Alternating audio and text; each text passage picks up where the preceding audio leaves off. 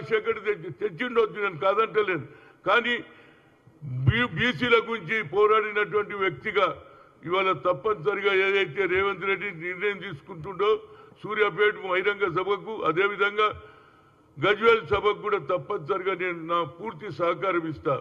ఎందుకు చెప్తున్నానంటే ఇవాళ నరేంద్ర మోడీ గారు కొత్త మాట మాట్లాడుతుండ్రు. దీని మీద మనం బాగా దీంతో అభివృద్ధి కార్యక్రమాలతో పాటు బీజేపీని కూడా ఎండగట్టాలి.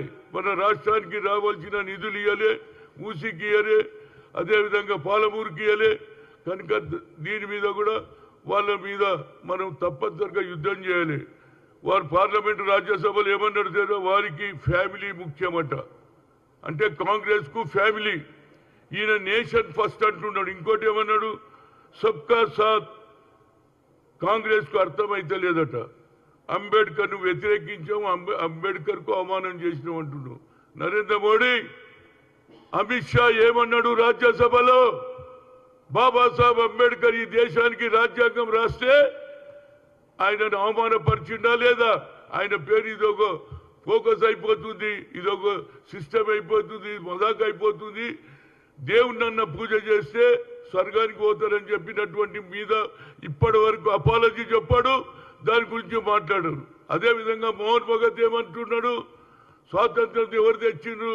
స్వాతంత్ర సమరయోధులు. షహీద్ భగత్ సింగ్ లాంటి వాళ్ళు ఎంతో మంది ఉరికి ప్రాణాలు అర్పించారు, జైళ్ల పాలైనరు.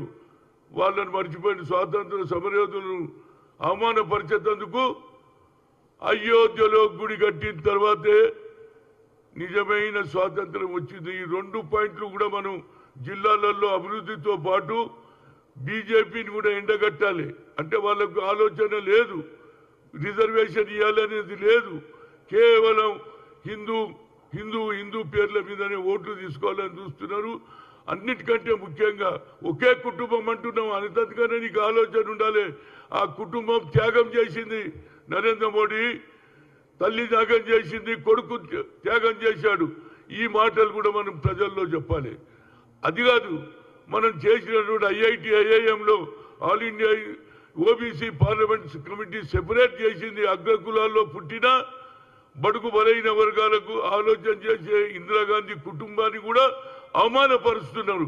అటు అంబేద్కర్ను అవమానపరుస్తున్నారు, ఇక్కడ స్వాతంత్రాన్ని అవమానపరుస్తున్నారు. కాబట్టి తప్పనిసరిగా as a OBC parliament committee కన్వీనర్గా తప్పనిసరిగా ఎండగట్టాలి. ఇక్కడ ఏమేమి అభివృద్ధి చేస్తున్నాం, ఏమేమి చేయబోతున్నాం, 6 డిక్లరేషన్ కూడా చేయబోతున్నాం. అన్ని కూడా దాంతోపాటు బీజేపీ మీద కూడా మనం తప్పనిసరిగా యుద్ధం చేయకపోతే అదే ఆంధ్రలో మాత్రం మేము అన్ని ఇచ్చినాం. ఎవరైతే నీకు అనుకూలం ఉన్నారో, ఏది బీజేపీ పార్టీకి అనుకూలమైనటువంటి వారికి నువ్వు న్యాయం చేస్తావు. ఎవరైతే ప్రజలు ఎన్నుకోబడినటువంటి తెలంగాణకు